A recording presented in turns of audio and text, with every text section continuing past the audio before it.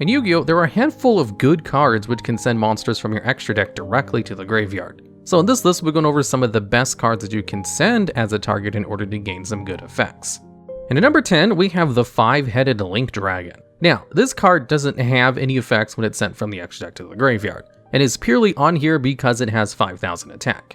You see, there's a card called Dogmatika Punishment, which is a trap card that can send one monster from your extra deck to the graveyard in order to destroy one monster your opponent controls that has an attack less than or equal to that card. And since 5,000 attack is the highest base attack in the game, having one monster with 5,000 attack in your extra deck is usually preferred when running Dogmatika Punishment and you don't really play any other extra deck monsters. And the reason you might want to choose 5-headed Link Dragon over a lot of the other 5,000 attack extra deck monsters is because you can potentially actually bring out 5-headed Link Dragon. None of the other monsters with 5,000 attack have generic materials, whereas 5-headed Link Dragon requires any 5 monsters as materials, can't be destroyed by battle with most of the monsters in the game except for light and divine attributes, and is completely immune to other card effects. So when it hits the field, it's actually pretty hard to get rid of, which is why it has a maintenance cost of banishing 5 cards from your graveyard face down during each of your end phases.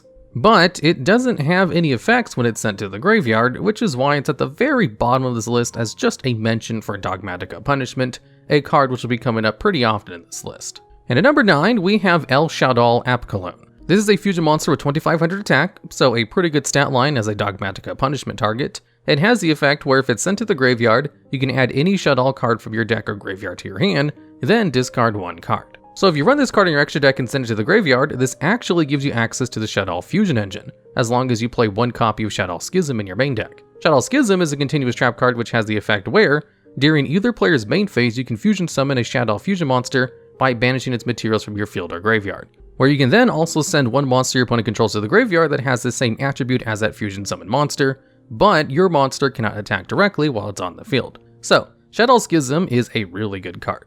It allows you to fusion summon on your opponent's turn, and also acts as non-targeting removal, while also allowing you to Shaddoll cards from your graveyard as fusion materials. And since Shaddoll Apkallone can also be used in the graveyard as the Shaddoll material required to either bring out Shaddoll Construct or Shaddoll Winda, all you need to do is just play light or dark monsters in order to gain access to these 2 great fusion monsters, which most decks play because those are the 2 most common attributes in the game. So being able to gain access to a line of Shaddoll fusion monsters, thanks to just being able to send Shaddoll Apkallone from your extra deck to the graveyard, is pretty strong. And all you have to do is just play one main deck Shaddoll card, which is why it's only the number 9 spot on this list. You do have to play other cards to gain the benefit, including at least one main deck card and a few other fusion cards in your extra deck. So it's not as generic as some of the higher spots in this list, which don't require you to play any other archetype specific cards. But if you can afford the 1 garnet and space for fusion monsters in your extra deck, Shaddoll Apkallone is an excellent target to send from your extra deck to the graveyard. And at number 8, we have Titaniklad the Ash Dragon. This is a 2,500 attack fusion monster which has the effect where, during the end phase in which this card is sent to the graveyard, you can take one Fallen of Albaz or Dogmatika monster from your deck and either add it to your hand or special summon it to the field. Now, a lot of the cards which can send monsters from your extra deck to the graveyard pretty easily and act as an engine are the Dogmatika cards. As you have cards like Dogmatika Punishment, which I mentioned earlier, that allows you to destroy a monster by sending a card from your extra deck to the graveyard that has an equal or higher attack than it, at the cost of not allowing you to summon from the extra deck until the end of your next turn. There is also Dogmatika Maximus, which can send 2 cards from your extra deck to the graveyard in order to force your opponent to do the same. There is Nadir Servant, which can send a card from your extra deck to the graveyard to search out a Dogmatika card. And then of course there's Dogmatika Ecclesia the Virtuous, which can be summoned with Titaniklad in order to search out Dogmatika Punishment or Maximus. So Titaniklad is basically on here because he combos very well with the cards that send cards from the extra deck to the graveyard the most, even if it's technically not generic like some of the higher spots of this list are. And there are Fallen of Albaz fusion monsters which have similar effects, it's just Titaniklad is the one attached to the Dogmatika archetype, which is the archetype which triggers the effects of cards on this list the most, which is why it's on this list. And at number 7, we have the Herald of Arclight. This is a level 4 synchro monster which has the effect where, when it's sent from the extra deck to the graveyard, you can add any ritual monster or ritual spell card from your deck to your hand. Herald of Arclight is also a good card to have on the field, as it has generic materials, has a floodgate effect where it banishes any card sent from the hand or deck to the graveyard, and has an omni-negate where it can tribute itself in order to negate and destroy the effect of a card. So, the card is incredibly useful to send from the extra deck to the graveyard in ritual-based decks, with cards like Necros Kaleidoscope or Diviner of the Herald. and was sometimes even used with cards like Gale Dogra, just to search out 2 ritual cards by paying 6,000 life points. And there were even some ritual decks that would use extra Foolish Burial to pay half your life points to send this card to the graveyard, just to get that one search off. However, it does only search out ritual support cards. So it's really good in decks that use ritual cards, and obviously not very good in everything else. Still slightly more generic than the previous 2 spots, so it gets a higher spot on this list. And at number 6, we have PSY-Framelord Omega. This card is a graveyard effect where, if it exists in the graveyard, you can shuffle 1 card in the graveyard back into the deck in order to also shuffle this card from your graveyard back into the deck. So basically, it allows you to recycle resources from the graveyard while also setting itself back into the extra deck to be sent to the graveyard again later on if you wish. Now, this isn't the most powerful effect out of all the cards on this list, but it is definitely a useful effect nonetheless. With PSY-Framelord Omega, you don't have to play as many copies of some of the higher spots in this list, if you can just keep recycling with PSY-Framelord Omega being sent to the graveyard alongside them. Also, sometimes there are just resources you want back in your main deck, that way you can search them out again. So having the option of sending PSY-Framelord Omega to the graveyard in order to get those resources back is always just good to have if you're playing a whole bunch of cards that send cards from your extra deck to the graveyard anyway, like Dogmatika Maximus. And since its effect is completely generic, unlike the previous 3 spots, it does have a slightly higher place on this generic list, even if the graveyard effect is not as strong. There is also a card which has a similar effect for banished cards, called Deep Sea Prima Donna, where this card is a level 7 synchro monster which has the effect where if it's sent to the graveyard, you can target 1 banished card and shuffle it back into the deck. Although Deep Sea Prima Donna doesn't recycle itself as well like PSY-Framelord Omega.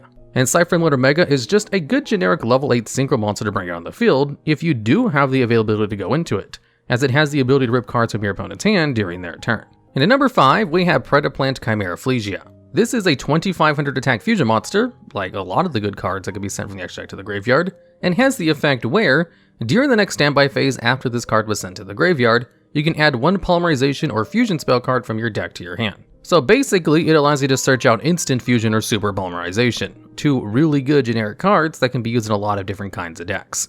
Or if you're playing a fusion deck that has its own fusion spell card, it allows you to search that out as well. But since instant fusion and super polymerization are both used generically, I think it's appropriate to put Predaplant Chimerafflesia at a higher spot on this list, even if it technically doesn't have a completely generic effect that's usable in every deck, as you do need to have a deck that's able to support either instant fusion or super polymerization, or whatever fusion spell card you decide to search out with its effect. But it's pretty hard to search out any fusion spell cards, so this is actually a really good effect to have, even if you can't gain the effect immediately. And at number 4, we have Tri-Brigade Ferrijit the Barren Blossom. This is a Link 2 monster with only 1600 attack that has the effect where, if this card is sent to the graveyard, you can draw 1 card. Then place 1 card from your hand on the bottom of your deck. So this card's effect when sent to the graveyard is basically a mulligan, of replacing 1 card in your hand with a generic card draw, which allows you to reset garnets back into your deck, or just have a chance at getting a better card in your hand by replacing one that you don't need. The ability to generically mulligan is very good, which is why this card effect is usually attached to really hard to use cards, like Sekka's Light, or just on cards that make you go -1 like Magical Mallet. So being able to gain this effect by sending it to the graveyard with something like the Dogmatika engine is definitely a neat option to have, even if her attack points are a bit low for something like Dogmatika Punishment.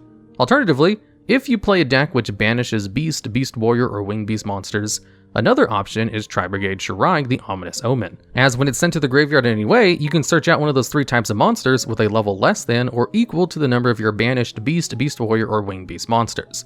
But Shaddoll requires some setup in order to get its search when being sent from the extra deck to the graveyard, so it's not as easy to include as something like Ferrijit, which just has a pure, beneficial, completely generic effect when sent from the extra deck to the graveyard, and better encompasses what this list is all about. There is also Totally Awesome, which has an effect to gain advantage when sent from the extra deck to the graveyard, but just like Shaddoll, requires a little bit of setup of specific cards, as it can recover a water monster in your graveyard if it's sent to the graveyard, but that requires you to have water monsters in your graveyard in the first place. So Totally Awesome is also not on this list because it's not generic enough, just like Shaddoll. And at number 3, we have Fossil Warrior Skull Knight. This card has the effect that while it's in your graveyard, you can banish this card in order to target and destroy 1 monster on the field, although this effect has a hard once per turn. And with 2400 attack, it's an excellent card to send to the graveyard with Dogmatika Punishment, especially since you just have on-demand destruction of a monster whenever you want during your turn. That's the true value of Fossil Warrior Skull Knight. You don't have to use the effect immediately when it's sent to the graveyard like a lot of the other cards of this list. You get to choose when to use the destruction effect whenever you want, during your turn on spell speed 1. Although, since it's not immediate, you can't pop 2 cards during your opponent's turn if it's sent to the graveyard as a Dogmatika Punishment target.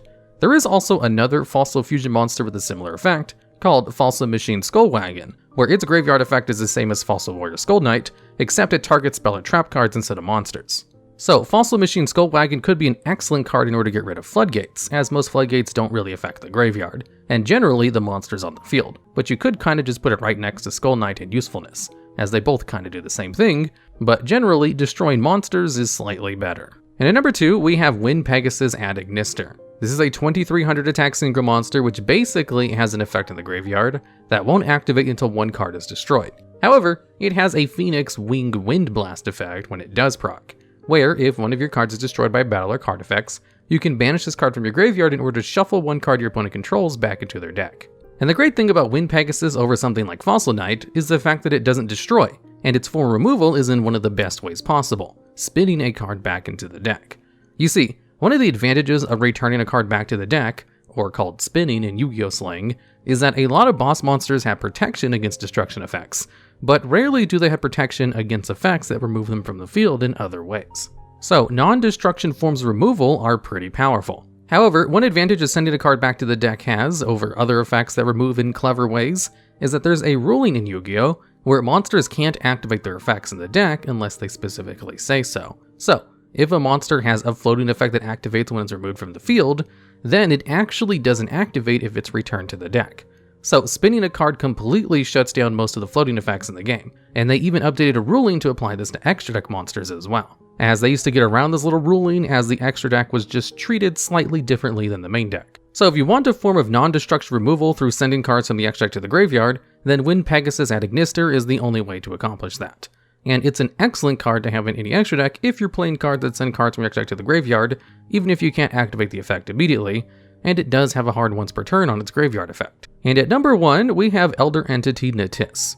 This is a 2500 attack fusion monster, which has the effect that if this card is sent to the graveyard in any way, you can target 1 card in the field and destroy it.